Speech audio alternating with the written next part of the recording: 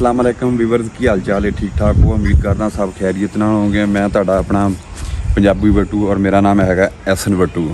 ਤੁਸੀਂ ਆਪਣਾ ਚੈਨਲ ਵੇਖ ਰਹੇ ਹੋ ਪੰਜਾਬੀ ਬੱਟੂ। ਤੇ ਅੱਜ ਆਪਾਂ ਤੁਹਾਨੂੰ ਇੱਕ ਬਹੁਤ ਹੀ ਨਿਆਬ ਚੀਜ਼ ਸਾਨੂੰ ਮਿਲੀ ਹੈਗੀ ਹੈ, ਉਹ ਹੈ ਨਾ ਅੰਜੀਰ। ਤੇ ਉਹ ਤੁਹਾਨੂੰ ਅਸੀਂ ਉਹਦਾ ਤਾਰਫ ਕਰਵਾਉਂਦੇ ਹੈਗੇ ਆ, ਵਿਖਾਉਂਦੇ ਤੁਹਾਨੂੰ ਆਪਣੀ ਜ਼ਾਤੀ ਲੱਗੀ ਖਲੋਤੀ ਹੈਗੀ। ਤੇ ਬਾਕੀ ਆਪਣੇ ਜਿੰਨੇ ਵੀਵਰ ਚੈਨਲ ਤੇ ਆਉਣ ਵਾਲੇ ਨੇ ਉਹ ਆਪਣੇ ਚੈਨਲ ਦਾ ਨਾਮ ਪੰਜਾਬੀ ਬੱਟੂ, ਉਸ ਨੂੰ ਤੁਸੀਂ ਸਬਸਕ੍ਰਾਈਬ ਕਰ ਲਓ ਤੇ ਸਾਡੀ ਵੀਡੀਓ ਨੂੰ ਲਾਈਕ ਕਰ ਦੇਣਾ। ਤੇ ਵਿਖਾਉਂਦੇ ਹੈਗੇ ਤੁਹਾਨੂੰ, ਚੱਲਦੇ ਹਾਂ ਆਪਾਂ ਉਸ ਅੰਜੀਰ ਦਾ ਪੌਦਾ, ਉਹਨੂੰ ਬਕਾਇਦਾ ਅੰਜੀਰ ਲੱਗੀ ਖਲੋਤੀ ਹੈਗੀ ਹੈ। ਤੇ ਚੱਲਦੇ ਤੁਹਾਨੂੰ ਦਿਖਾਈਏ ਤੇ ਬਾਕੀ ਚੱਲਦੇ ਹਾਂ। ਮੇਰਾ ਕੈਮਰਾਮੈਨ ਥੋੜ੍ਹੀ ਬਹੁਤੀ ਆਪਾਂ ਸਬਜ਼ੀ ਲਗਾਈ ਹੈਗੀ ਹੈ ਇੱਥੇ, ਉਹ ਤੁਹਾਨੂੰ ਚੈੱਕ ਕਰਵਾਉਂਦਾ ਹੈਗਾ ਜੀ। ਇਹ ਦੇਖੋ ਜੀ, ਇਹ ਥੱਲੇ ਨਾਲ ਇਹ ਪਾਲਕ ਆਪਣੀ ਕਾਸ਼ ਕੀਤੀ ਹੋਈ ਹੈਗੀ ਹੈ, ਨਾਲ ਪਰਲੀ ਜਾ ਸਾਈਡ ਦੇ ਮੂਲੀਆਂ ਕਾਸ਼ ਕੀਤੀਆਂ ਨੇ ਆਪਾਂ ਉੱਥੇ ਜੀ। ਤੇ ਇਹ ਕੈਮਰਾਮੈਨ ਸਾਹਿਬ ਇੱਧਰ ਮਾਓ, ਆਹ ਕੀ ਲਾਇਆ ਹੈ? ਇਹ ਤੰਬਾਕੂ ਵੀ ਅਸੀਂ ਇੱਥੇ ਜਨਾਬ ਆਪਣਾ ਲਾ ਛੱਡਿਆ ਹੈਗਾ ਵਿੱਚ। ਵੀ ਤਿਆਰ ਕਰ ਰਹੇ ਵੀ ਤਿਆਰ ਕਰ ਰਹੇ ਜੀ, ਨਾਲ ਜਗ੍ਹਾ ਵੀ ਤਿਆਰ ਕਰ ਛੱਡੀ ਤੰਬਾਕੂ ਦੀ, ਤੁਹਾਨੂੰ ਉਹ ਵੀ ਚੈੱਕ ਕਰਾਉਂਦੇ ਅਸੀਂ। ਇਹ ਨਾਲ ਇਹ ਕੀ ਲਸਣ ਥੋਮ ਨਾਲ ਆ ਵਿੱਚ ਆਪਣਾ ਲਾ ਛੱਡਿਆ ਜੀ ਧਨੀਆ ਜੀ। ਤੈਨੂੰ ਚੈੱਕ ਕਰਵਾ ਰਿਹਾ ਸਾਰਾ ਕੁਝ ਆਪਣਾ ਕੈਮਰਾਮੈਨ। ਤੇ ਆਹ ਨਾਲ ਆਪਾਂ ਜਗ੍ਹਾ ਤਿਆਰ ਕਰ ਛੱਡੀ ਇੱਧਰਲੀ ਸਾਈਡ ਦੇ ਉੱਤੇ ਜੀ।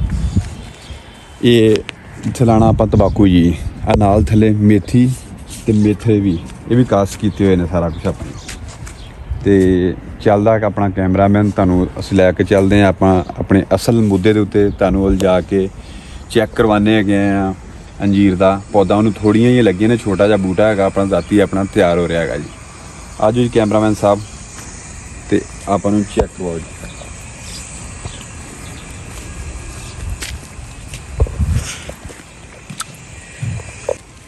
ਇਹ ਜੀ ਆਪਾਂ ਜਗ੍ਹਾ ਬਿਲਕੁਲ ਤਿਆਰ ਕਰ ਦਿੱਤੀ ਹੈਗੀ ਹੈ ਇਹਦੇ ਵਾਸਤੇ ਤੰਬਾਕੂ ਲਾਣਾ ਹੀ ਹੈ। ਆਪਾਂ ਆਪ ਦਾ ਜ਼ਾਤੀ ਛੇਕਾ ਮੈਂ ਕੋਈ ਨਹੀਂ ਹੈਗਾ।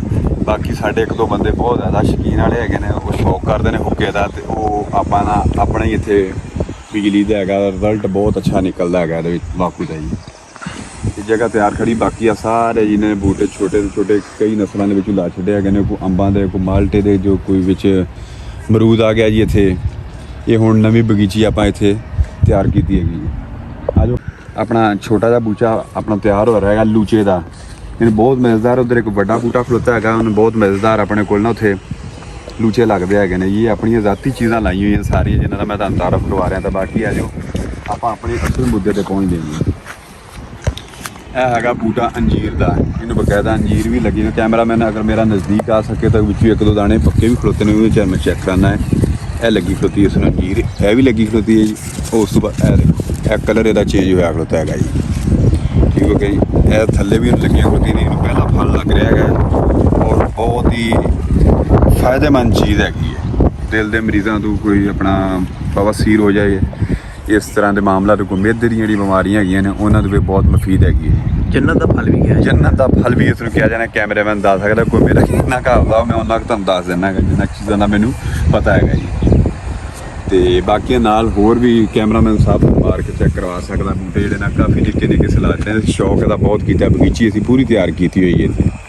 ਅੰਬ ਲੱਗੇ ਹੋਏ ਨੇ ਆਪਣੇ ਕੋਲ, ਲੂਚੇ ਦੇ ਬੂਟੇ ਨੇ, ਆਲੂ ਬੁਖਾਰੇ ਦੇ ਲੱਗੇ ਹੋਏ ਨੇ, ਵਿੱਚ ਅਮਰੂਦ ਹੋ ਗਿਆ ਜੀ।